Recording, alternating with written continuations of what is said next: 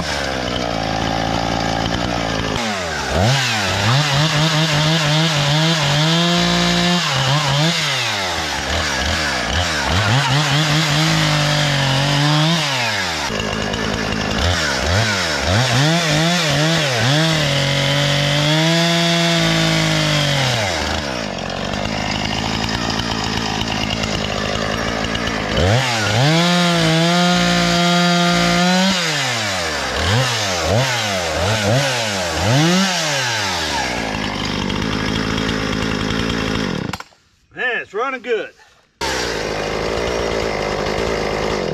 Oh yeah. Back to getting some cutting done. I love it.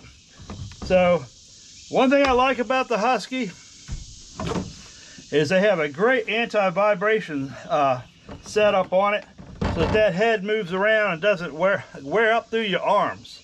So this chainsaw coupled with a 24-inch bar is like perfect, because you don't have to bend over a whole lot if you're bucking up slabs like I was just doing, and especially small trees and stuff like that.